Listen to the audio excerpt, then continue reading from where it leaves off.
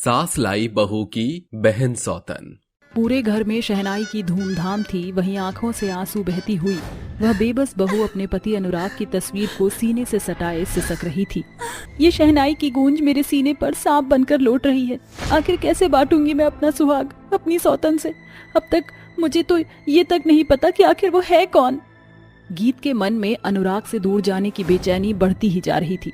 थोड़ी ही देर में बारात दुल्हन को लिए घर लौट आती है और गीत की मॉडर्न सास मेनका कहती है, अरे ओ मेरी गवार बहू गीत, कहाँ है तू? चल नीचे आ। जी माँ जी। अचानक गीत की नजर दहलीज पर घूंघट में खड़ी दुल्हन पर जाती है। तभी मेनका आरती की थाली गीत को थमाते हुए कहती है, चलो मेरी गवार बहू रानी, स्वैग के साथ अपनी मॉडर्न सौतन का स्वागत करो। बेबस बहू नम आंखों से अपनी सौतन का स्वागत करती है। तभी घूंघट से आवाज आती है, गीत ठहरो, अपनी सौतन को देखना नहीं चाहोगी? ये आवाज तो जानी पहचानी है। जैसे ही दुल्हन अपना घूंघट उठाती है, गीत के पैरों तले जमीन खिसक जाती है। गौरजा, तुम मेरी खुद की बहन, मेरी सौतन बन गई। माँ जी, इतनी बड़ी बात आपने मुझे बताना जरूरी नहीं समझा? मेरी सगी बहन मेरे ससुराल वालों के साजिश में सहभागी थी। इतना बड़ा धोखा। बंद कर अपना ये मेलो ड्रामा। ऐसा ही एक धोखा तूने अपने बाप के साथ मिलकर हमारे साथ किया था, याद है ना? आखिर क्यों मेनका ने अपनी बहू के छोटी बहन को उसकी सौतन बना दिया? ये जानने के लिए हम 6 माह पीछे के पन्नों को पलटना होगा। बलवीर की 2 बेटियां हैं, गीत और गौरजा। दोनों के स्वभाव में जमीन आसमान का अंतर था। जहां सादगी गीत को पसंद है और पहरावा था, वहीं गौरजा नए दौर की दबंग ख्यालातों में मलंग रहने वाली लड़की थी। उसकी हरकतों से उसका पिता बलवीर बेहद परेशान हो चुका था। एक रात, गौरजा, ये कोई वक्त है घर आने का? मैं कितना इग्नोर कर रहा हूँ, तुम्हारी बेशर्मी उतनी ही बढ़ती जा रही है। खानदान की इज्जत मिट्टी में मिला दी है। ये सुनकर नशे में धुत गौरजा आंखें बड़ी करके जमीन में ताकती है। Take a chill pill pops, आपकी इज्जत मिट्टी में नहीं है। Good night. शांत हो जाइए बाबूजी, गौरजा अभी होश में नहीं है। सूरज की किरण फटते ही गौरजा का पिता उसके कमरे में आता है। गौरजा, ये तस्वीरें देखो। मैं तुम्हारी मनमानियां और नहीं बर्दाश्त कर सकता। अब तुम्हारी शादी होगी। But Daddy, I like to someone. अनुराग नाम है उसका। ठीक है, कल उसे घर बुलाओ। अगले दिन अनुराग अपनी माँ मेनका के साथ उनके घर आती है। I like it, mister Balvir. आपकी गौरजा एकदम मेरे जैसी मॉडर्न है। मुझे ऐसी ही बहू चाहिए। ठीक है बहन जी। I am not बहन जी, call me मेनका। दोनों की शादी तय हो जाती है और शादी का दिन आता है। गीत बेटी, गौरजा को ले आओ। जी बाबूजी। जैसे ही गीत कमरे में आती है तो वह टेबल पर एक नोट लिखा होता है। बाबूजी, बाबूजी। क्या हुआ गीत? बाबूजी, गौरजा शादी से भाग गई है। ये सुनकर बलवीर अपना माथा पकड़कर कहता है, हे भगवान, बारात दरवाजे पर दस्तक दे चुकी है। अब कौन सा मुंह लेकर जाऊंगा मैं मेनका जी के पास? बाबूजी, मैं आपकी नामधराई नहीं होने दूंगी। मैं करूंगी अनुराग से शादी। माँ जी, द्वेष में आकर आपने मुझ बेचारी बहू की बहन को मेरी सौतन बना दिया। गौरजा को शादी का बंधन बोझ लग रहा था, इसलिए वह दोनों दहलीजों की इज्जत रौंद कर भाग गई थी। इसलिए मजबूरन मुझे आपके नाम का सिंदूर अपनी मांग में सजाना पड़ा, वरना ये जिल्लत भरी जिंदगी मैं नहीं जीती। अनुराग, तू इस गवार की चिकनी चुपड़ी गुत्थी में मत उलझना, ये बहुत चतुर चालाक है। अनुराग, कहाँ खो गए? चलो। गौरजा उसकी बाह थाम कर उसे कमरे में ले जाती है। तभी मेनका कहती है, मेरी गवार बहू, तुझे क्या इनविटेशन कार्ड दूं जाकर? जल्दी से मेरे बेटे बहू का बेडरूम सजा। गीत फूलों की टोकरी लेकर कमरे में आकर कमरा सजाते हुए फूट फूट कर रोते हुए कहती है, हे भगवान, कैसी अभागन सुहागन हूँ मैं, जो ना चाहते हुए भी अपनी ही सौतन की सेज सजा रही हूँ। विधि लिखने वाले विधाता, मेरे साथ ये खेल क्यों? कैसे बांटूं मैं अपनी ही बहन के साथ अपना सिंदूर? अचानक गौरजा और अनुराग वहाँ आते हैं और गौरजा कहती है, अरे ओ मेरी सौतन, ये रोना धोना क्या लगा रखा है? जाओ यहाँ से। सौतन की फटकार सुनकर बेचारी बहू भीगी आंखों के साथ बाहर निकल जाती है। तभी गौरजा अनुराग के करीब आती है और अनुराग कहता है, पता नहीं क्यों गीत की आंखों में एक गहरी सच्चाई है। कहीं गौरजा का मेरे जीवन में वापस आने के पीछे कोई मकसद तो नहीं? अनुराग, कहाँ खो गए हो तुम? लीव मी गौरजा, मुझे नींद आ रही है। अनुराग बहानेबाजी करके सो जाता है। अगली सुबह। गुड मॉर्निंग सासू मॉम। गुड मॉर्निंग बहू, किचन में क्यों जा रही हो? तुम्हें ये सब करने की जरूरत नहीं है, तुम्हारी बहन है ना, तुम बस अपनी बॉडी पर फोकस करो। अरे ओ मेरी रिजेक्टेड बहू, जल्दी से यहाँ। जी माँ जी, जल्दी से मेरे लिए ब्लैक कॉफी बना लाओ। बहू तुम भी इस बाई को ऑर्डर दे दो। Lipton green tea. कुछ देर बाद, ये लीजिए माँ जी, गौरजा तुम भी ले लो। जैसे ही गौरजा एक घूंट पीती है, गीत को नीचा दिखाते हुए कहती है, याक, ये क्या बनाया है? मैंने तो एकदम वैसे ही ग्रीन टी बनाया है जो तुम हमेशा से पीती आई हो। फिर जानबूझकर माँ जी के सामने बकेड़ा क्यों खड़ा कर रही हो? मैं तुम्हारे बुरे मंसूबों को बखूबी समझती हूँ, बूझती हूँ, क्योंकि स्वतंत्र से पहले हमारे बीच सगी बहनों का नाता है। गुस्से से तिलमिलाई गौरजा गीत को जोरदार चांटा मारकर उस पर चिल्ला पड़ती है। हाउ डेयर यू गीत!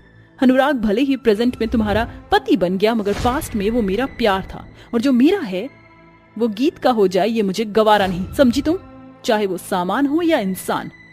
गीत के साथ बढ़ती बदसलूकी और जुल्म जख्म बनकर अनुराग के मन में घाव की तरह उभर रहे थे। समय बीत रहा था। एक रात अनुराग सोच में डूबा हुआ था। तभी गौरजा के फोन पर निवान नाम के एक शख्स का फोन आता है। इतनी रात को कौन हो सकता है? अनुराग झट से कॉल उठाता है। तभी नवीन की बात सुनकर अनुराग गुस्से से झुंझला उठता है। हे गौरजा डार्लिंग, मेरी बात गौर से सुनो। जितना जल्दी हो सके अपने सो कॉल्ड सास और पति से प्रॉपर्टी के पेपर साइन करवा लो, फिर हम दोनों सारा पैसा लेकर दूर निकल जाएंगे। अनुराग बल की बजाय बुद्धि का इस्तेमाल करके कॉल रिकॉर्ड करता है और अगली सुबह गौरजा का भांडा फूट जाता है, जिसे सुनकर मेनका उसे थप्पड़ मारती हुई कहती है, हाउ डेयर यू! तुमने तो कहा था कि तुम्हारी बहन ने तुम्हारे साथ धोखा किया, तुम्हें चीट किया। अब पता चला कि तुम वापस मेरे बेटे के प्यार के लिए नहीं बल्कि प्रॉपर्टी के लिए आई थी। ग्रेट, अब तुम्हें सच पता चल गया है तो वही सही। अगर मेरा बाप मुझे पैसे दे देता तो मुझे ये सो कॉल्ड शादी नहीं करनी पड़ती। अरे घर से भागकर ऐसी कौन सी भूल कर दी मैंने कि मेरे बाप ने मुझे बेदखल कर दिया। तब मुझे अनुराग याद आया और मैंने 6 महीने बाद भी जब इसे अपने प्यार में पागल देखा तो मैं अपनी बहन की सौतन बन गई, सिर्फ पैसे के लिए। ये जानकर गीत उसे एक थप्पड़ मारती हुई कहती है, चंद पैसे के लिए तूने शादी के पवित्र रिश्ते को दाग दाग कर दिया। जिस दिन तुझे इस मंगलसूत्र की मोतियों का मोल पता चलेगा बहुत देर हो चुकी होगी गौरजा। देर तो हो गई है बहू गौरजा को गिरफ्तार करने में। गीत, अपने पति को माफ कर दो। मैं ये भूल गया था कि एक भली पत्नी का मोल मूंगों से बढ़कर होता है। बावजूद इसके मैं गलत राह का मुसाफिर बन गया था। अनुराग जी, ऐसा करके आप मुझे पाप का भागीदार मत बनाइए। गौरजा को उसके किए की सजा में सलाखें नसीब होती हैं और वहीं अब मॉडर्न मेनका को भी बहू का मोल समझ आ जाता है। आज उस बेबस बहू को उसके पति का हक और प्यार मिल चुका है। गरीब सास बहू की मूंगफली की खेती। एक छोटे से गांव में लाजवंती अपने बीमार बेटे और अपनी बहू के साथ रहा करती थी। लाजवंती का बेटा किशन एक किसान था जो खेती बाड़ी करके अपने घर का गुजारा किया करता था, लेकिन कई दिनों से उसकी बहुत ज्यादा तबीयत खराब थी। एक दिन वो बिस्तर पर लेटा हुआ खांस रहा होता है। पानी, कोई पानी पिला दो, कोई मुझे पानी पिला दो, पानी। उसकी आवाज सुनते ही गायत्री उसके पास आती है। ये लीजिए, पानी पी लीजिए।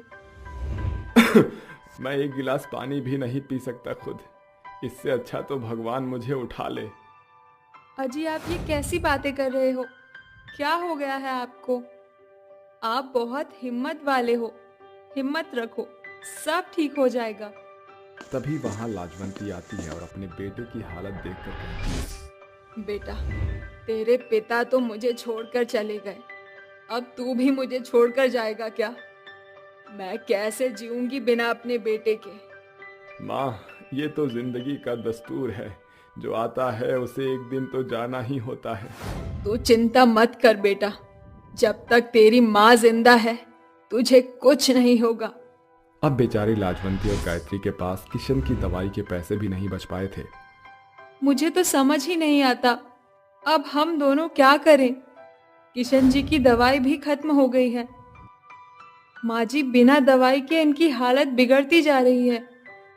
तू चिंता मत कर बहू, कल मैं मुखिया से कुछ पैसे उधार लाकर किशन की दवाई ले आऊंगी।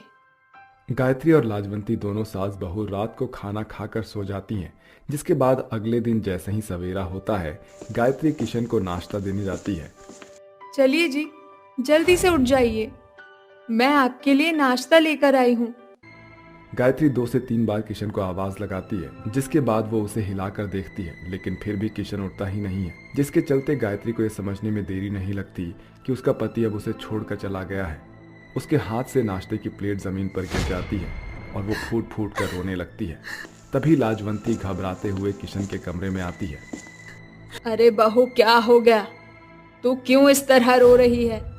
गायत्री लाजवंती को किशन के बारे में बताती है, जिसे सुनते ही लाजवंती भी फूट फूट कर रोने लगती है। जिसके बाद वो दोनों मिलकर किशन का अंतिम संस्कार कर देते हैं। उसके मरने के बाद उनके ऊपर और भी ज्यादा दुखों का पहाड़ टूट जाता है।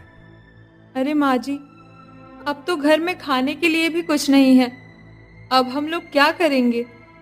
जब मेरा बेटा था तो खेती बाड़ी करके घर का खर्चा निकल जाता था, लेकिन अब तो वो भी इस दुनिया में नहीं रहा। हम दोनों औरत हैं, हम क्या ही कर सकती हैं। जिन औरतों के हौसले की बुनियाद मजबूत होती है, वो कुछ भी कर सकती है। माँ जी, क्यों ना हम किशन जी की खेती पर ही खेती बाड़ी करना शुरू कर दें। लेकिन बहू, हम किस चीज की खेती बाड़ी करेंगे? और हमें तो खेती बाड़ी करनी भी नहीं आती। अरे माँ जी, हम मूंगफली की खेती बाड़ी करेंगे। मूंगफली की खेती करने से हमें बहुत फायदा हो सकता है। ठंड समझो आ ही गई, और आपको तो पता ही है ठंड आते ही लोग मूंगफलियां कितनी खरीदते हैं। तुम सही कहती हो बहू, हमें मूंगफली की खेती करनी चाहिए। उस दिन के बाद से गायत्री और लाजवंती दोनों सास बहू मिलकर मूंगफली की खेती करना शुरू कर देती हैं। बेचारी गायत्री दिन रात खेती में खूब मेहनत करती, जिसके चलते उसकी मूंगफली की खेती बहुत अच्छी होती है। कल मैं इन मूंगफलियों को तोड़कर शहर ले जाऊंगी और इन्हें बेचूंगी। अब तो बस मुझे कल का इंतजार है। गायत्री खुद से ये सब कहने के बाद वापस अपने घर लौट आती है, जिसके बाद वो अपने और अपनी सास के लिए खाना बनाना शुरू करती है। वहीं दूसरी तरफ गांव का मुखिया अपने गुंडों से कहता है, कल गांव के सभी लोग अपनी अपनी खेती बाड़ी को इकट्ठा करके उन्हें शहर लेकर जाएंगे, जिसके बाद ये गांव के सभी व्यक्तियों को अपनी मेहनत का फल मिल जाएगा। लेकिन हमें ये सब होने से रोकना है, तभी तो गांव वाले अपना घर गिरवी रखकर मुझसे कर्जा लेने आएंगे। जाओ, गांव में जाकर छुपकर गांव वालों की खेती बर्बाद कर दो। मुखिया के ये सब कहने के बाद उसके गुंडे गांव में पहुंच जाते हैं और एक एक करके गांव के सभी किसानों की खेती बर्बाद करने लगते हैं। वहीं दूसरी तरफ जैसे ही वो सभी गुंडे गायत्री के खेत तक पहुंचते हैं, वहां लोगों की भीड़ इकट्ठा होनी शुरू हो जाती है। अरे अरे, कौन है ये लोग जो हमारी पूरी खेती को बर्बाद कर रहे हैं? इन्हें पकड़ो, नहीं तो ये और भी लोगों की खेती बर्बाद कर देंगे। हाँ हाँ, तुम सही कह रहे हो, ये लोग हमारी खेती बर्बाद करने आए हैं। गांव के सभी लोग मुखिया के गुंडों का पीछा करने लगते हैं, लेकिन मुखिया के गुंडे देखते ही देखते वहां से भाग जाते हैं, जिसके चलते गायत्री का मूंगफलियों का खेत बच जाता है। अगले दिन जैसे ही गायत्री अपनी मूंगफलियों के खेत में जाती है, वो अपनी मूंगफलियों की इतनी अच्छी खेती को देखकर बहुत खुश होती है।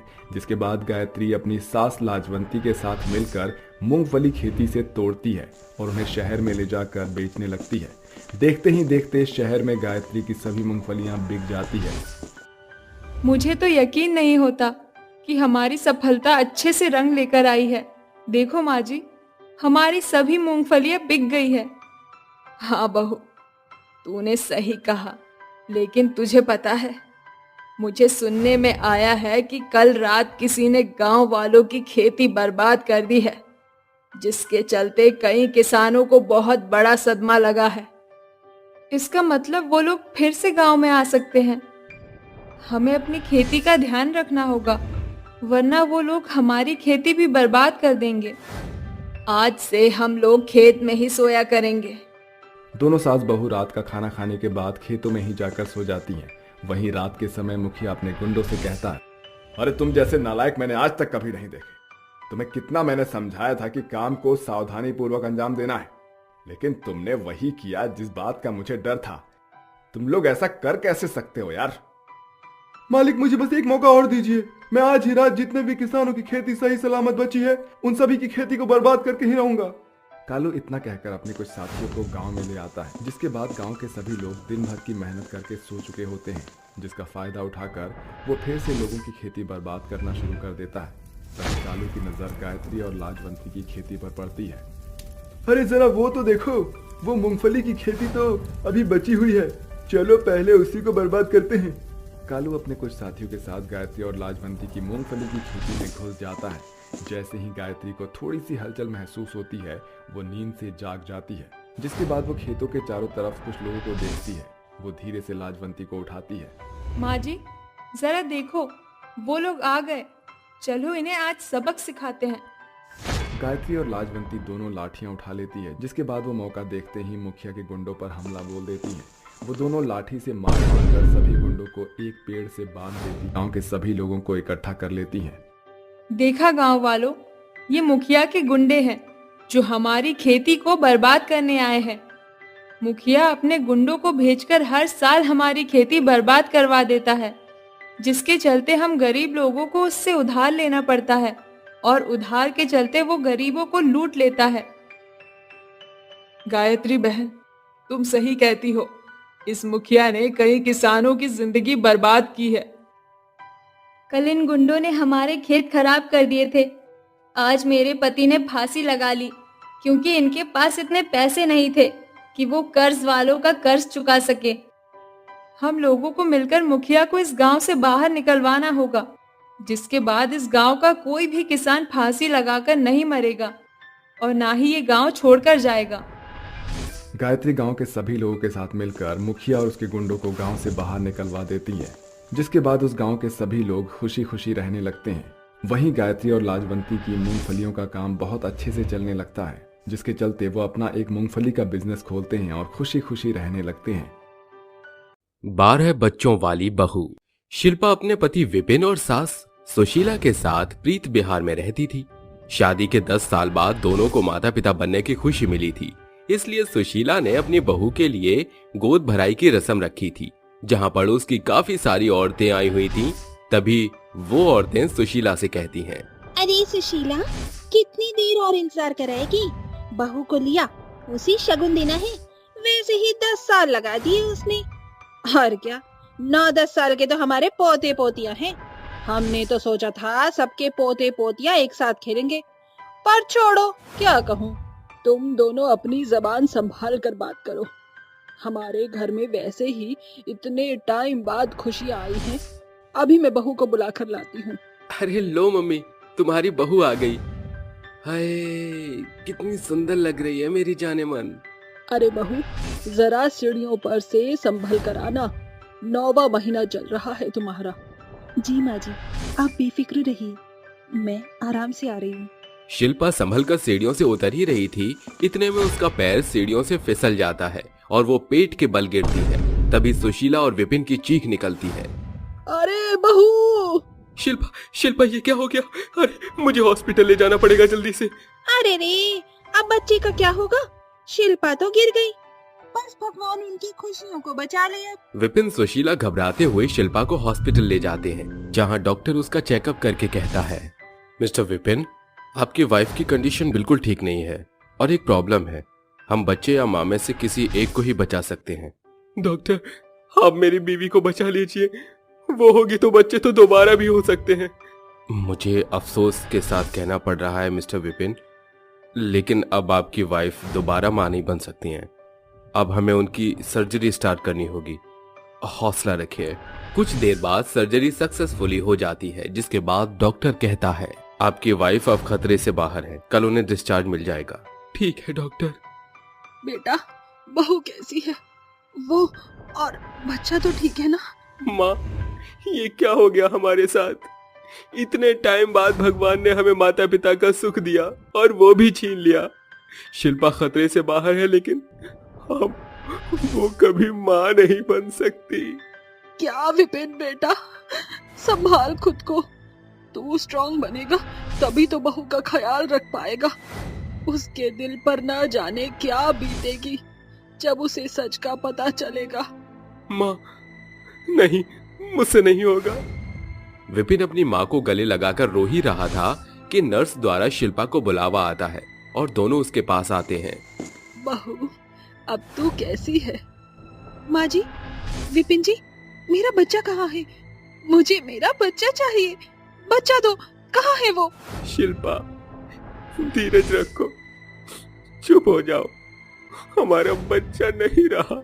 नहीं नहीं नहीं, ये नहीं हो सकता, ये मुझे नहीं हो सकता। मेरा बच्चा चाहिए मुझे, मैं मर जाऊंगी, मुझे मेरा बच्चा ला दो। ये कहते कहते उसकी तबीयत बिगड़ती है तो डॉक्टर उसे नींद का इंजेक्शन दे देते हैं, जिसके बाद वो आराम करती है। अगले दिन दोनों उससे जब घर लाते हैं तो 2-3 पड़ोसन उससे कहती हैं, अरे सुशीला, तेरा पोता पोती आए नहीं साथ में, क्या हुआ? बच्चा नहीं रहा। ये तो बड़ा बुरा हुआ शिल्पा के साथ। शिल्पा बेटा, तू अपना ख्याल रखना, भगवान भी किस्मत वालों को ही बच्चे देते हैं। हाँ हाँ, पता नहीं ये कैसी किस्मत लेकर आई थी। 10 साल से तो कुछ था नहीं, और जो था वो भी उजड़ गया। पता नहीं किसकी हाय लगी होगी।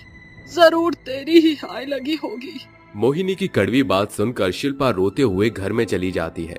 तभी विपिन कहता है, अरे आंटी, आप अपने आप से मतलब रखिए, जो होना था हो गया, और अगर हमारी किस्मत में होगा तो वो हमें बच्चे जरूर देंगे। अब हमें बख्श दीजिए, मेरी बीवी को और डिप्रेस मत कीजिए। शाम के समय सुशीला और विपिन शिल्पा को खाना खिलाने की कोशिश करते हैं। इस बात से बिल्कुल वो टूट चुकी थी और बेहद उदास थी। बहू, तूने ठीक से कुछ भी नहीं खाया सुबह से, अब तो खा ले, तुझे दवाई भी लेनी है, कमजोरी है शरीर में। माँ जी, मुझे कुछ नहीं होगा, खाने का मन नहीं है मेरा। अच्छा लो, थोड़ा मेरे हाथों से खा लो प्लीज। शिल्पा खा लो, तुम ठीक नहीं रहोगी तो मैं तो टूट ही जाऊंगा। शिल्पा। अपने पति की आंखों में आंसू देखकर शिल्पा उदास होकर खाना खाने लगती है। कुछ दिन बीत जाते हैं।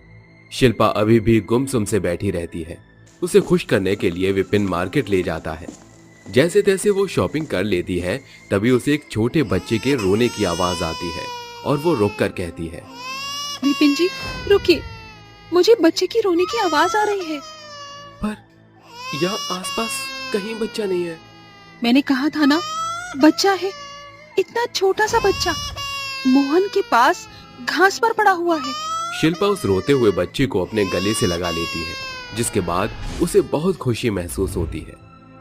शिल्पा, ये किसी और का बच्चा होगा, हमें पुलिस स्टेशन जाना चाहिए।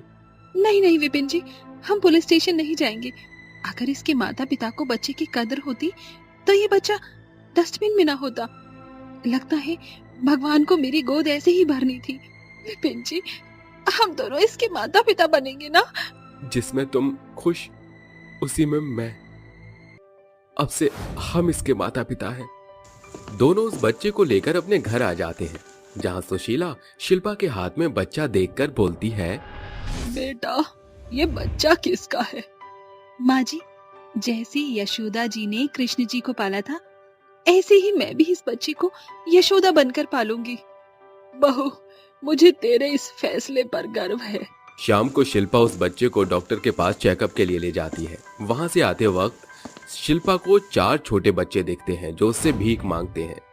आंटी, आंटी पैसे दो ना, हमने 2 दिन से कुछ भी नहीं खाया है, हमें खाना दे दो, मेरा छोटा भाई बहुत बहुत भूखा है। अरे, तुम ऐसे भीख क्यों मांग रही हो? तुम्हारे मम्मी पापा कहाँ हैं? आंटी, हमारे मम्मी पापा 2 दिन पहले आग में जल गए, अब हमारे पास रहने की भी जगह नहीं है। क्या? मैं तुम्हें इस हाल में यहाँ पर नहीं छोड़ सकती, मेरे साथ घर चलो, अब मैं तुम्हारी मम्मी हूँ। सच्ची आंटी?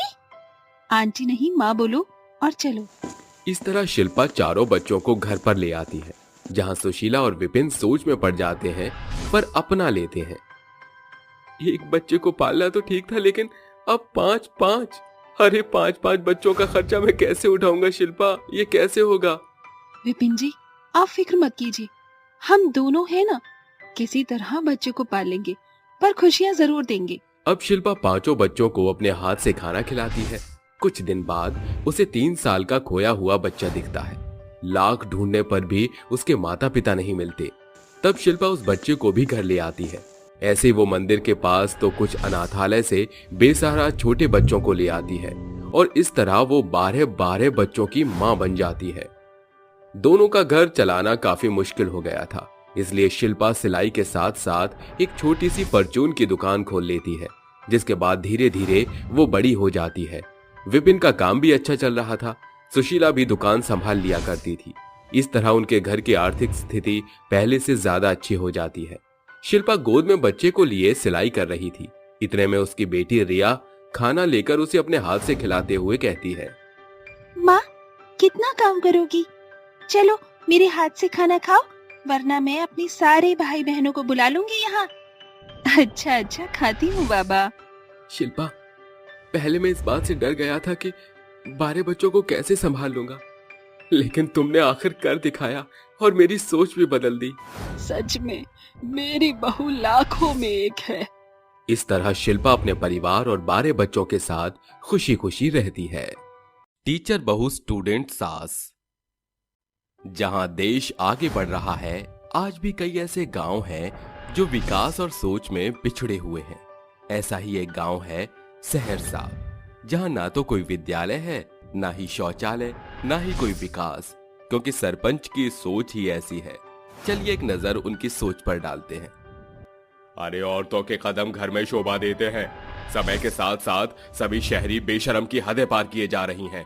बहुओं को बाहर कामकाज करने पर भेजते हैं।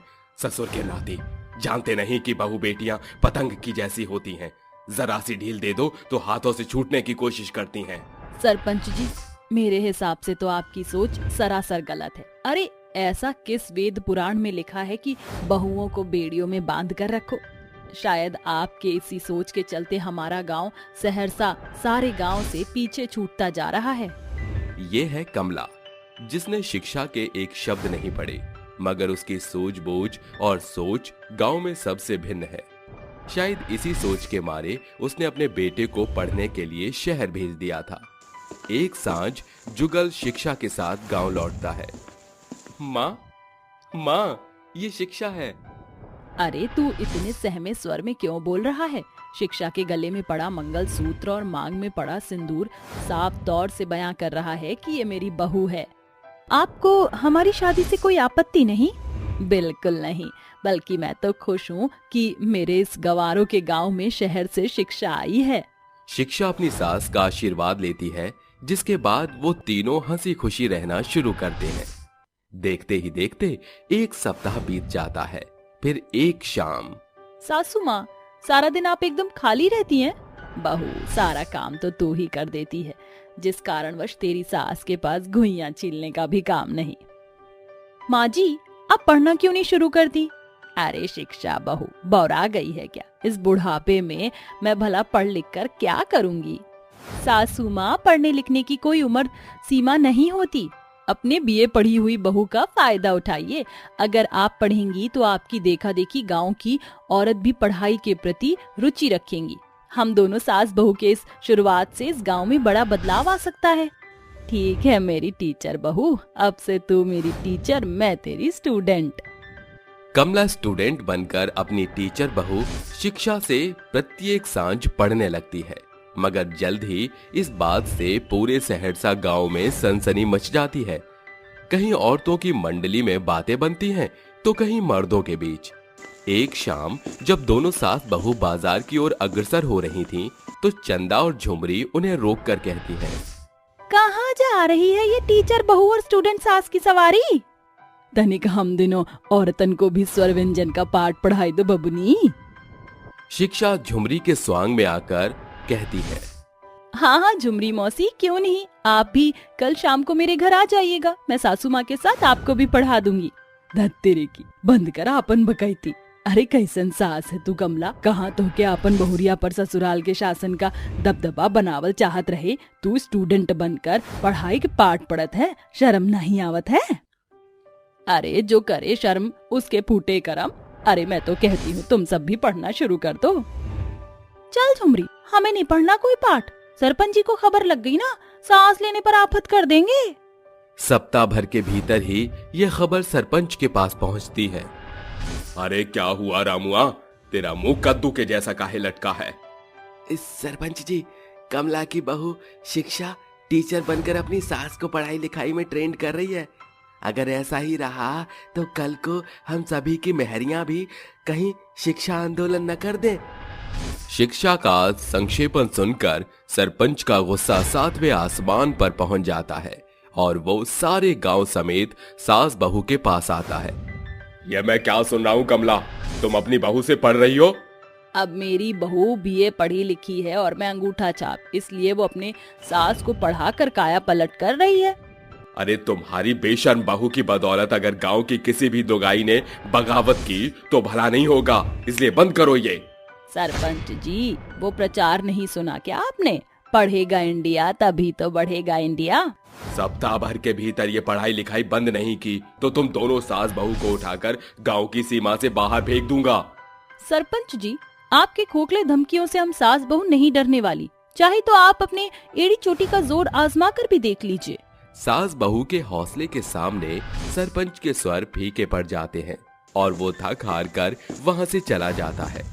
इधर कमला रोजाना स्टूडेंट बनकर अपनी टीचर बहू से पढ़ाई की ट्रेनिंग लेने लगी थी। वेरी गुड माँ जी, आपने 2 दिन में ही संज्ञा, सर्वनाम और क्रिया विशेषण भी सीख लिया। अब एक उदाहरण देकर जरा मुझे क्रिया विशेषण समझाइए। ठीक है बहू। झुमरी झूम झूम कर सारे गांव में सास बहू की पढ़ाई की खबर फैलाती है। इसमें विशेषण है झुमरी का झूमर और क्रिया है खबर फैलाना। वाह मेरी स्टूडेंट सासू माँ, क्या सॉलिड एग्जाम्पल दिया है। वह दिन दूर नहीं जब तेरी सास पटर पटर अंग्रेजी के शब्द भी बोलेगी। कमला की पढ़ाई में बढ़ी रुचि और बदली बेहतरता को देखकर कल तक जो औरतें अपनी बुरे बोलबाले से उसे नीचे दिखाती थी, आज वो सास की सराहना करते नहीं थक रही थी। चंदा, लगता है हम बुरबकिये कर दीस। अरे कमला गोरी मेम के जैसे अंग्रेजी छाटे लागल है। अब तो हमरा भी मन करता है कि कमला बहू की शिक्षा की आड़ी बाड़ी में दाखिला ले लें। बेबाक बेअकल लुगाई, आड़ी बाड़ी में बच्चन पढ़ते हैं, शिक्षा की ट्रेनिंग टीचर कहते हैं। दोनों सास बहू शिक्षा के पास आकर पढ़ाई के प्रति अपनी रुचि जाहिर करती हैं। अरे शिक्षा बहू, हम दोनों को भी पढ़ा दे। हाँ बहू, आज हमके बुझा गई कि जीवन माँ शिक्षा का मूल सर्वोपरि है। तुम दोनों फिर से कोई स्वैंग तो नहीं रचा रही? अरे शिक्षा की देवी सरस्वती की सौगंध, हम पढ़े के चाहते हैं। हम कल रेडियो प्रसारण पर सुने रहे कि शिक्षा ही सफलता की सीढ़ी है। शिक्षा सच्ची लगन से तीनों को पढ़ाने लगती है। ऐसे कि कुछ दिन बीतते हैं। फिर एक रोज झुमरी को जाता देख उसका पति रमुआ कहता है, अरे झुमरी, इतना झूम झूम कर कहाँ जाते हैं? अरे हम कमला के पतोहू के पास पढ़े जाते हैं। ये सुनकर रमुआ गुस्से से बिलबिलाते हुए कहता है, अरे का बोलत है ससुरी, तो के भी वो कल मुही कमला के जैसन पाठ पढ़े के खुमारी चढ़त है रे। तेरे कदम दहलीज से बाहर पड़े तो काट कर बोरी में भर दूंगा। बस, अरे हम औरत हैं, तो हर हाथ के कठपुतली नहीं जो जब चाहे जैसन चाहे नचाओगे। बहुत बकैती सीख गई है तू। आज तो के दो मैं से एक को चुनैनी पड़ी। तोरे खातिर पढ़ाई जरूरी है कि पति? अरे एक औरत के आपन कोनो खुशी नहीं होते का? पहले मायके के मान मर्यादा, फिर ब्याह के बाद ससुराल और सास के शासन और अंत में पति के प्रताड़न। हर जन उके पिंजरा में कैद करे चाहत हैं। का औरत के उड़ान भरे का हक नहीं? झुमरी का सच्चा संक्षेपण रमुआ को चुप्पी साधने पर मजबूर कर देता है। अब धीरे धीरे गांव की सभी सास स्टूडेंट बनकर शिक्षा से पढ़ लिख कर सही फैसले लेना सीख जाती हैं, जिसे देख सरपंच सभी को सभा में बुलाता है। शिक्षा, मैं तुम्हारे हौसले की सराहना करता हूँ। तुमने न सिर्फ मेरी सोच बल्कि इस पिछड़े गांव समेत पतियों के पर भी काट कर रख दिए। मैं कुछ समझी नहीं सरपंच जी। सहरसा में तुम्हारे आने से पहले मुझ सरपंच के पास आए दिन गांव के दंपत्ति के कलेशों का दुखड़ा धंधा आता था, मगर सचमुच ये शिक्षा का ही प्रभाव है कि गांव की सभी औरतों के शब्द सयानों में हो गए हैं। साथ ही उनका पतियों का झूठा पुरुषार्थ भी जड़ से खत्म हो गया है। अब सहरसा गांव में विद्यालय होगा जहां की टीचर तुम होगी शिक्षा। ये खुशखबरी सुनकर गांव की सभी स्टूडेंट सास से लेकर उनकी बहू स्टूडेंट भी शिक्षा को बधाई देती हैं। दोस्तों, कोई भी बड़ा बदलाव अचानक नहीं आता, उसके लिए छोटे कदमों से शुरुआत करनी पड़ती है। जो शिक्षा और उसकी सास ने किया था, जिसके चलते आज अब तक कल का पिछड़ा हुआ सहरसा आज पढ़े लिखे की श्रेणी में शुमार है। एक काली भाभी की 4 गोरी ननद। घड़ी में सुबह के 10 बज चुके थे। कलावती की चारों बेटियां स्नेहा, श्रुति, गरिमा और गिन्नी खाने की मेज पर बैठी हुई चम्मच और कांटे बजाते हुए चिल्ला रही थी। हमारी मांगे पूरी करो, पूरी करो, पूरी करो, हम भूखों को खाना दो, खाना दो, खाना दो। इतने में उनकी माँ कलावती बेलन लिए हुए गुस्से में बुदबुदाती हुई हॉल में आकर कहती हैं, जब देखो मेरी ये बेगैरत बेटियां घर को अनशन के मैदान में बदल देती हैं। आज इन चारों को तबीयत से ना सुता तो मैं भी इनकी माँ नहीं। अरे ठहर जाओ मेरी निकम्मी निकट्टू बेटियों, भागती कहाँ हूँ? आज मैं तुम चारों का चौथा किए दूंगी, तभी जाकर चिमकाड़ी की तरह चिल्लाना छूटेगा तुम्हारा। कलावती का गुस्सा देखकर श्रुति, स्नेहा, गिन्नी तो अपने कमरे में दुबक जाती हैं, मगर गरिमा उसके हाथ आ जाती है। इतनी गोरी चिट्टी होने के बावजूद सारा दिन चेहरे की लीपा पोती में लगी रहती हो। मजाल नहीं कि एक तिनका भी हिला दे, बस कुत्ते बिल्ली की तरह टेबल बजवा लो, आज तेरी खैर नहीं। माते मुझे माफ कर दो। माते की लाते नहीं खानी तो बुला कर ला लाडो रानियों को। फिर चारों बहनें कतार में खड़ी हो जाती हैं। गौर से सुनो, अब तुम चारों बहनें फुहरता का चोला उतार कर फुर्ती का फेटा बांध लो। गिन्नी और गरिमा रसोई घर का बर्तन चौका से लेकर खाना बनाने की जिम्मेदारी तुम्हारी है। श्रुति और स्नेहा घर की साफ सफाई की जिम्मेदारी तुम संभालोगी। क्या? जी हाँ माँ, ये बर्तन चौका मेरे बस की नहीं। बर्तन मांजने से मेरे सुंदर नाखूनों की बलि चढ़ जाएगी, इस मेरे सुंदर गोरे हाथों की शोभा बिगड़ जाएगी। माँ, मुझसे भी सफाई नहीं होगी, बेहतर होगा कि आप सस्ती सी कोई शन्नो या शांताबाई बुला लो। जस्ट इमेजिन माँ, कैसा लगेगा जब आपकी चारों गोरी चिट्टी बेटियों के हाथ में मेकअप ब्लशर की बजाय पोछा और वाइपर हो। इससे बेहतर तो आप बहू ले आओ, आपको बाई मिल जाएगी और हमें भी भाभी मिल जाएगी। मेरी बेअकल बेटियों ने बात तो एकदम पते की कही है। ऋतिक भी 25 का पड़ाव पार कर चुका है, अब उसकी शादी कर ही देनी चाहिए। अभी कलावती ऐसा सोच ही रही होती है कि अचानक उसका बेटा ऋतिक अपनी पत्नी कोहिना के साथ दरवाजे पर दस्तक देता है। तभी कलावती कहती है, ऋतिक, ये तूने शादी का जोड़ा क्यों पहना हुआ है और ये किस घूंघट वाली को हमारे घर उठा लाया है? माँ, ये कोहिना है, मेरी बीवी और आपकी बहू। जैसे ही कोहिना अपना घूंघट उठाती है तो कलावती और उसकी चारों बेटियां उसके काले चेहरे को देखकर दंग रह जाते हैं। और तभी उसकी चारों गोरी ननद उसे नीचा दिखाने के लिए बोल पड़ती हैं, अरे कोहिना है या कोयला है? देख लो माँ, भैया ने तो आपके सपनों पर पानी फेर दिया, बिना बैंड बाजे और बारात के ब्याह रचा लिया। भैया, हमने तो सोचा था कि आप अपनी चारों गोरी चिट्टी बहनों से भी सुंदर बीवी लाओगे। दुनिया भर में एक से एक लाजवाब लड़कियां हैं, फिर भी आपने इस काली को घरवाली बना लिया। अरे बंद करो तुम चारों अपनी बेढंगी बातें। अरे क्या गलत कह रही हैं तेरी बहनें? हर कभी हंस के साथ कौवे का मेल देखा है? जब आस पड़ोस वालों को पता लगेगा तो ताने कसेंगे कि बेटी इतनी गोरी चिट्टी और बहू इतनी काली। इस पर ऋतिक बगैर कोई जवाब दिए कोहिना को लेकर कमरे की ओर चल देता है। पाँव फटने के साथ कोहिना उठकर सारा काम काज निपटाकर पहली रसोई की रस्म करती है। तभी उसकी चारों ननद और कलावती खाने की मेज पर आकर बैठ जाती हैं। माँ जी, ये लीजिए चाय। अरे किस मुंह से तू मुझे अपनी माँ जी कह रही है? बिन बुलाए बराती की तरह मेरे घर में घुस आई है। माँ जी, आपका गुस्सा लाजमी है, मगर मुझे खुद को साबित करने का एक मौका तो दीजिए। बड़े अरमानों से मैंने ये चाय बनाया है, थोड़ी पी लीजिए। ये सुनकर कलावती चाय पी लेती है, मगर उसकी चारों गोरी ननद गुर्राती निगाहों से उसे देखकर कहती हैं, हमारी ब्लैक टी। भाभी, अगर तुम्हारी बटरिंग बातें खत्म हो गई हो तो जाकर हमारे लिए ब्लैक कॉफी ले आओ। कोहिना अपनी ननद की कड़वी बातों को नादानी समझकर भूलते हुए उनके लिए ब्लैक कॉफी बनाकर ले आती है और फिर याक, श्रुति, स्नेहा, ये ब्लैक कॉफी जरूरत से ज्यादा ही काली नहीं लग रही? लगता है इसने कैफीन पाउडर के बजाय अपना काला रंग इसमें उड़ेल दिया है। इतना सुनकर भी कोहिना हाथ मलकर रह जाती है। अब कोहिना अपनी जिम्मेदारियों को बढ़ चढ़ कर निभाने लगी थी, जिसे देखकर कलावती कहती है, बहू, मैंने तेरे काले रंग को देखकर तुझे कितना भला बुरा कहा, मगर तू तो कोहिनूर का हीरा निकली। इतनी खरी खोटी सुनकर भी चेहरे पर झूठी खुशी की खिलखिलाहट लिए अंदर ही अंदर घुटती रहती है। तो मेरी भटक तो खुल गई, बस मेरी बिटियाएं भी बदल जाएं। फिक्र मत कीजिए माँ जी, जिस तरह आपका बर्ताव बदल गया, मेरी चारों ननद की नादानियां भी बहुत जल्द खत्म हो जाएंगी। समय गुजरता है। फिर एक दिन, मॉम, हम चारों अपनी फ्रेंड्स की पार्टी में जा रहे हैं, कैसा लग रहा है हमारा लुक? अरे ये लीपा पोती और लुक मेरी सोच से परे है, अपनी भाभी से ही पूछ लो। माँ, इससे क्या पूछना, जिसे खुद ही पहनने ओढ़ने का दूर दूर तक कोई ड्रेसिंग सेंस नहीं है। हाँ, बेचारे कपड़े भी इस काली भाभी के तन पर पड़कर खुद को कोसते होंगे।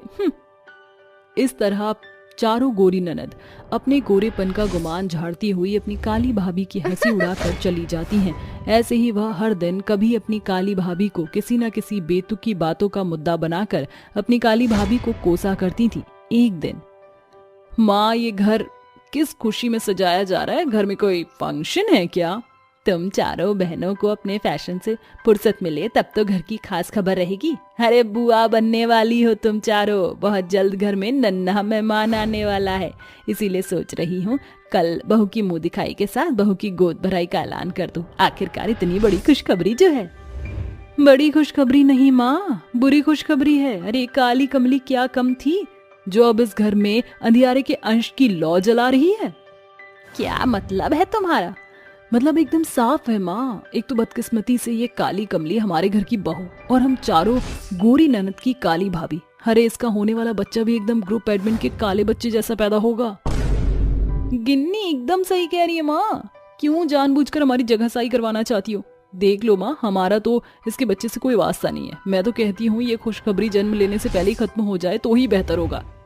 बस करो तुम चारों का, बहुत हो गया। इतने दिनों से तुम चारों की बदसलूकी बर्दाश्त कर रही थी मैं। मेरी चारों ननद नादान है ये सोचकर ईश्वर ने मुझे इस काले रंग में रचकर भेजा तो मेरा क्या दोष? काले लोगों के भीतर भी दिल होता है, मगर अपने काले रंग के चलते मैं तुम चारों ननद के हाथों की कठपुतली बनकर रह गई कि काश एक दिन तुम बदल जाओगी। मगर मैं ये नहीं जानती थी कि मेरे कालेपन के चलते तुम चारों मेरे होने वाले बच्चे को मौत का कौर करने की बात आसानी से कह दोगी। कोहिना की बातें सुनकर उसकी चारों गोरी ननद का सर जमीन पर गड़ने को हो जाता है और वह कहती हैं, भाभी एक आखिरी बार अपनी ननद की नादानियों को माफ कर दो। हाँ भाभी, हम चारों ने अपने गोरेपन की गुमान में कभी भी आपकी कद्र नहीं की, मगर आज आपने हमें आईना दिखा दिया कि इंसान अपने सूरत से नहीं बल्कि सीरत से सुंदर होना चाहिए।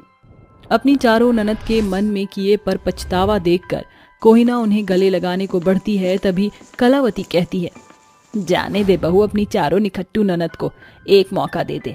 ननद भाभी के रिश्तों में खट्टी मीठी नोकझोंक तो होती ही रहती है।